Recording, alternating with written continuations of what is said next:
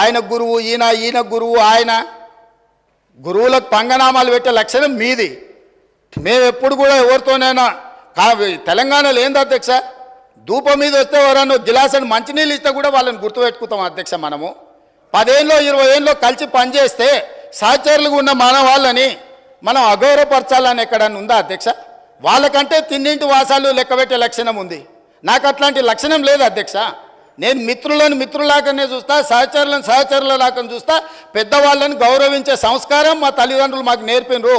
మీలాగా ఎవరు అవకాశాలు ఇస్తే ఏ ఇంట్లో మీకు భోజనం పెడితే ఆ ఇంటి వాసాలే లెక్క పెట్టి ఆ ఇంటికే నిప్పు పెట్టే ఆలోచన మీకుంటుంది అధ్యక్ష. అది మీ లక్షణం, మీ బ్లడ్లు ఉంది, మీ డిఎన్ఏనే అది. ఎవరు నమ్మితే వాళ్ళను మోసం చేసే లక్షణం ఇది. కాబట్టి మళ్ళొక్కసారి ఏదైనా మీరు అంశాల ప్రాతిపదికన మాట్లాడుండ్రి. వివరాల మీద ఈరోజు సగం రాత్రి కానీ చర్చిద్దాం. అన్ని రికార్డులు తీసుకొని వస్తా అధ్యక్ష. నేను మొత్తం రికార్డులు సభలో పెడదాం. తప్పు పట్టించే విధంగా, తప్పుడు ఆరోపణలు చేసే విధంగా మాట్లాడితే ఎవరు చూసుకుంటూ ఊరుకోరు. మీ వాదన ఏందో కమిషన్ ముందలు చెప్పండి. ఇవాళ సాయంత్రానికల్లా కోరుకున్నారు కదా మీ నిజాయితీ, ఇవాళ సాయంత్రానికల్లా మీకు కమిషన్ చైర్మన్ నియమిస్తాం. మా ఉప ముఖ్యమంత్రి గారి అనుమతితో సాయంత్రానికంతా కొత్త చైర్మన్ కూడా అపాయింట్ చేపిస్తా అధ్యక్ష. ఎందుకంటే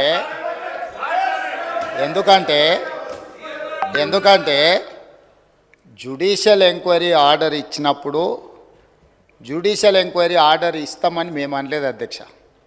ఇదే సభలో మంత్రివర్యులు కోమటిరెడ్డి వెంకటరెడ్డి గారు కొన్ని అంశాలను ప్రస్తావించినప్పుడు మా నిజాయితీని మేము నిరూపించుకుంటాం. సత్యహరిశ్చంద్రుడు ఆ వంశంలోనే మేము ఉన్నాం. సత్యహరిశ్చంద్రుడు తర్వాత మా నాయకుడు చంద్రశేఖర్ రావే సత్యహరిశ్చంద్రుడు అవతారంలో కలియుగంలో జన్మించిండు. కాబట్టి మీరు ఎంక్వైరీకి ఆదేశాలు ఇవ్వండి అని చెప్పి ఆ సభ్యుడే అడిగిండు అధ్యక్ష. సో వారు నిజాయితీని నిరూపించుకోవడానికి, వారు సత్యహరిశ్చంద్రుడి వంశమని తెలంగాణ సమాజానికి అంతా చెప్పుకోవాలని వారు అడిగినప్పుడు వారిని ఎందుకు బాధ పెట్టాలని చెప్పి ఛత్తీస్గఢ్ నుంచి కొనుగోలు చేసిన 1000 మెగావాట్ల విద్యుత్ ఒప్పందము, యాదాద్రి 260x4 1040 మెగావాట్ల భద్రాద్రి పవర్ ప్రాజెక్టు నిర్మాణం సబ్ క్రిటికల్ టెక్నాలజీతోటి, అదేవిధంగా యాదాద్రి 4000 మెగావాట్ల విద్యుత్ ఒప్పందం బిహెచ్ఎల్కి ఇచ్చిన దానికి సంబంధించి వారు అడిగితేనే ఇదే సభలో చర్చ జరిగితే తమరి అధ్యక్షతన రాష్ట్ర ప్రభుత్వం ఆమోదించింది. ఎప్పుడైతే మేము ఆమోదించి విచారణకు జ్యుడిషియల్ ఎంక్వైరీ కోసం చీఫ్ జస్టిస్ ఆఫ్ తెలంగాణకు లెటర్ రాస్తే సిట్టింగ్ జడ్జిలను కేటాయించలేం, రిటైర్డ్ జడ్జిలతో మీరు విచారణ చేసుకోండి అని కోర్టు నుంచి మాకు సమాచారం అందిన తర్వాత జస్టిస్ ఎల్ నరసింహారెడ్డి గారిని మేము నియమించినాం అధ్యక్ష. వారు విచారణ క్రొనలాజికల్గా చేసుకుంటూ సంబంధిత శాఖ మంత్రికి ఆనాడు, సంబంధిత ఆనాటి ముఖ్యమంత్రికి మీరందరూ కూడా మీరు నిజాయితీ పరులు సత్యహరిశ్చంద్రులు అన్నారు కదా, కమిషన్ దగ్గరకు వచ్చి మీ వివరాలు ఇవ్వండి అని అడిగినారు అధ్యక్ష. అంటే ఒక కమిషన్ వేసిన తర్వాత కమిషన్ విచారణ చేసేటప్పుడు, కమిషన్ సమన్ చేసినప్పుడు బాధ్యత గల పౌరుడిగా, ప్రజాప్రతినిధిగా అక్కడికి వెళ్ళి తమ వాదనను, ఇక్కడ ఏదైతే వాదన వినిపించాలనుకున్నారో ఆ విచారణ కమిషన్ ముందర వెళ్ళి వీరు వాదన వినిపించిన ఉంటే నిజంగానే వాళ్ళ నిజాయితీ అంతా బయటకు వచ్చి ఉండేది కదా అధ్యక్ష. అక్కడికి వెళ్ళకుండా ఆ కమిషనే వద్దు, ఆ వ్యక్తే వద్దు, ఇవన్నీ వద్దని వాళ్ళే కోర్టుకు వెళ్ళిండ్రు.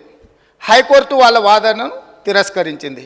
సుప్రీంకోర్టుకు వెళ్ళిండ్రు. సుప్రీంకోర్టు ఏమన్నది, విచారణ కొనసాగించాల్సిందే, విచారణని మీరు క్వాష్ చేయమని అడిగిండ్రు, అది కుదరదు. కాకపోతే మీకు అభ్యంతరం వల్ల ఆ కమిషన్ చైర్మన్గా వ్యవహరిస్తున్న వ్యక్తి పట్ల మీకు ఏమైనా అభ్యంతరాలు ఉంటే వ్యక్తిని మారుస్తున్నాము అని చెప్పి సుప్రీంకోర్టు మార్చడానికి ప్రభుత్వాన్ని కూడా అడిగింది. మీ ఆలోచన ఏందని.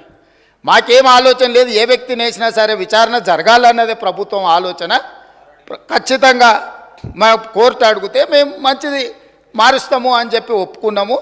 వారు కోరుకుంటున్నారు కాబట్టి ఈరోజు సాయంత్రానికల్లా ఎవరిని వేయాలో ఆ విచారణ కమిషన్కు కొత్త చైర్మన్ కూడా ఈరోజు సాయంత్రం నియమిస్తాం అధ్యక్ష.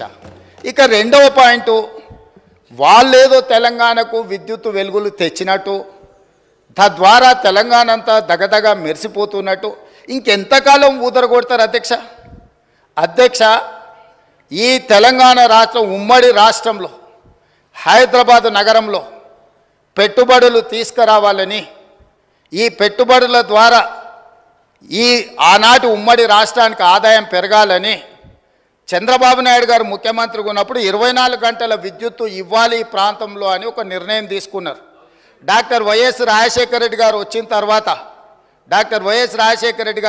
తర్వాత దాన్ని ఇంకా విస్తరించి ఐటీ కంపెనీలకు కానీ హైదరాబాదు నగరానికి కానీ ఒక్క క్షణం కూడా విద్యుత్ కోతలు ఉండడానికి వీల్లేదు అని ఆనాడు తీసుకున్న నిర్ణయాల వల్ల నిరంతర విద్యుత్తు సరఫరా జరగడం వల్ల ఐటీ కంపెనీలు, ఫార్మా కంపెనీలు, hotel industry, food industry, sports అన్నీ నగరానికి వచ్చి ఈ నగరంలో ఒక అంతర్జాతీయ ఎయిర్పోర్టు, ఒక ఔటర్ రింగ్ రోడ్డు, హైటెక్ సిటీలు రావడం వల్ల హైదరాబాద్ నగరం విశ్వనగరంగా అవతరించి ఈనాడు తెలంగాణ రాష్ట్రానికి వస్తున్న ఆదాయంలో అత్యధిక భాగము ఆనాడు కాంగ్రెస్ పార్టీ యూపీఏ 1, యూపీఏ 2లో తీసుకున్న నిర్ణయాల వల్ల ఈ నగరానికి ఆదాయం పెరిగింది.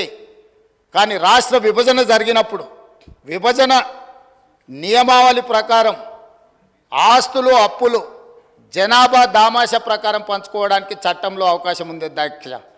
దాని ప్రకారమే 42% జనాభా ఉన్న తెలంగాణకు 42% అప్పులు, అదేవిధంగా 58% జనాభా ఉన్న ఆంధ్రప్రదేశ్కి 58% అప్పులు, ఆస్తులు, పంపకాలు జరిగినాయి.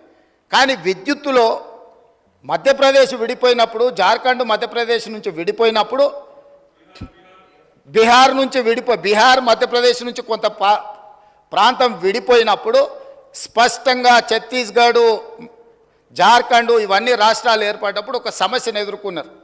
ఆనాడు దిగ్విజయ్ సింగ్ గారు ముఖ్యమంత్రిగా ఉన్నప్పుడు చట్టంలో ఉన్న అంశం ఏంటంటే విద్యుత్తు ప్రాజెక్టులు ఏ ప్రాంతంలో విద్యుత్తు ఉత్పత్తి చేసే సామర్థ్యం ఉన్నదో అవి ఆ ప్రాంతానికే ఇచ్చేసే విధానం ఉంది చట్టంలో. తద్వారా ఆనాడు మధ్యప్రదేశ్ సీరియస్ పవర్ క్రైసిస్ని ఎదుర్కొన్నది. ఉత్పత్తి చేసేటివేమో కొత్తగా ఏర్పడ్డ రాష్ట్రానికి వెళ్ళిపోయినాయి. వినియోగం మొత్తం మధ్యప్రదేశ్లో ఉండడం వల్ల చాలా తీవ్రమైన విద్యుత్తు సంక్షోభాన్ని ఎదుర్కొన్నది. అదే సందర్భంలో ఉమ్మడి రాష్ట్రంలో కిరణ్ కుమార్ రెడ్డి గారు కట్టెపుల్ల పట్టుకొని మొత్తం ఇవన్నీ చెప్పిండు, విడిపోతే తెలంగాణ చీకటి అయిపోతుంది, ఎందుకంటే నియమావళి ఇట్లు ఉన్నది కాబట్టి ఇది అటు పోతుందని.